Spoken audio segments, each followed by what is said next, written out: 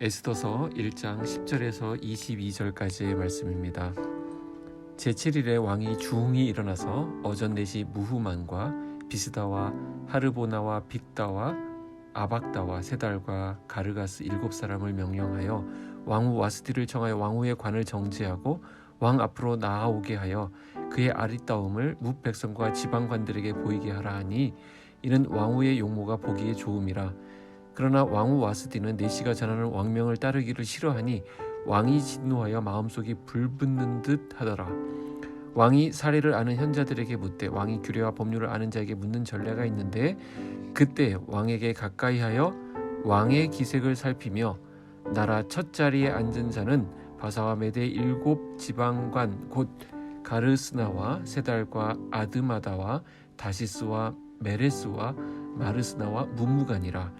왕후 와스디가 내시가 전하는 아하수에로 왕의 명령을 따르지 아니하니 규례대로 하면 어떻게 처치할까?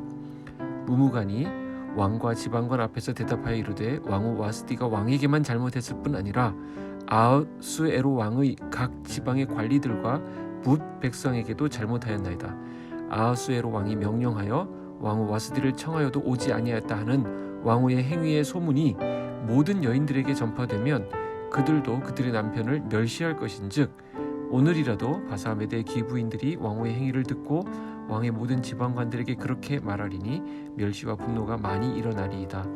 왕이 만일 좋게 여기실진데 와스디가 다시는 왕 앞에 오지 못하게 하는 조서를 내리되 바사와 메대의 법률에 기록하여 변기함이 없게 하고 그 왕후의 자리를 그보다 나은 사람에게 주소서. 왕의 조서가 이 광대한 전국에 반포되면 귀천을 막론하고 모든 여인들이 그들의 남편을 존경하리이다 하니라. 왕과 지방관들이 그 말을 옳게 여긴지라. 왕이 무무간의 말대로 행하여 각 지방 각 백성의 문자와 언어로 모든 지방에 조서를 내려 이르기를 남편이 자기의 집을 주관하게 하고 자기 민족의 언어로 말하게 하라 하였더라. 에스더서는 아하수에로의 왕국에 있었던 호화로운 잔치를 소개하며 말씀을 열고 있습니다. 이를 통해 하나님 없는 이 세상의 허영과 교만을 볼 수 있었습니다. 그런데 그 잔치 끝에 뜻밖의 사건이 일어납니다. 흥이 오를 대로 오른 왕은 자신의 아내의 미모를 자랑하고 싶었던 것입니다. 사람들에게 과시하고 싶었던 것이지요. 그래서 호기 있게 왕비 나오라고 해라 이렇게 말합니다. 그렇지만 모든 것이 자기 뜻대로 되진 않네요. 그 무렵 왕비도 나름 바빴습니다. 왕비도 이 잔치에 초대된 고관들의 부녀들을 위해 잔치를 베풀고 있었던 겁니다. 9절에 보겠습니다. 왕후 와스디도 아하수에로 왕궁에서 부녀들을 위하여 잔치를 베푸니라. 당시 관례상 여자들은 남자들의 파티에 나올 수 없었다고 합니다. 그 자리에 있는 여자들이란 시중 드는 종들과 흥을 돋우는 기생들 뿐이었습니다. 그런데 왕은 이 왕비를 불러다가 그의 미모를 자랑하게 했습니다. 술 취한 남자들이 잔뜩 있는 자리에 아내를 불러낸 것이 실수였습니다. 거기다 거나하게 술까지 취한 상태니 분별력을 완전히 상실했던 것입니다. 술은 분별력을 잃어버리게 만듭니다. 잠언 20장 1절에 포도주는 거만케 하는 것이요 독주는 떠들게 하는 것이라 말씀하고 있습니다. 자존심 강한 왕후 와스디가 왕의 요청을 이런지하에 거절했습니다. 어쨌든 왕은 자신의 무례함을 생각하지 않고 굉장히 화를 냅니다. 자신은 엄청난 권력을 쥐고 있는 자인데 부하들 앞에서 무화를 당하니까 화가 났던 것이죠. 도대체 답이 안 나오는 상황입니다. 잠언 16장에 말씀합니다. 노하기를 더디하는 자는 용사보다 낫고 자기의 마음을 다스리는 자는 성을 빼앗는 자보다 나으니라. 13절에 보면 왕은 현자들에게 조언을 구합니다. 이들이 괜히 현자라고 불리겠습니까? 이들은 왕의 심기를 기가 막히게 살피는 자들입니다. 이럴 때 어떤 말을 해야 할지 감을 딱 잡고 있습니다. 말이 좋으니지 이런 상황에서 까딱 잘못 말했다간 죽는 겁니다.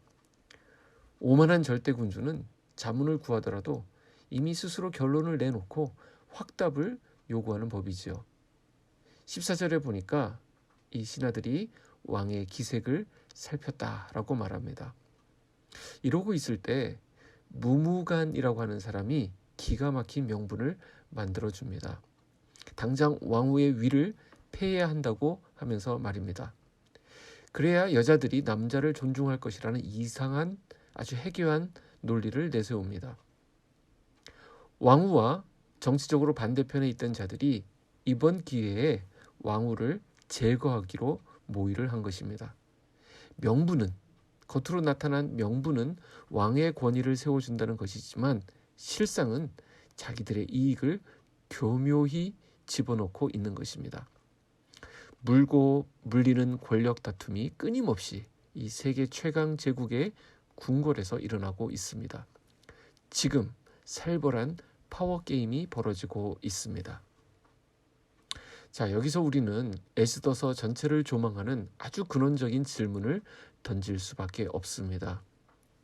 도대체 이와 같은 권력 다툼, 남의 나라에서 일어나는 이런 권력 다툼과 하나님의 백성과는 무슨 관련이 있는가 하는 것입니다.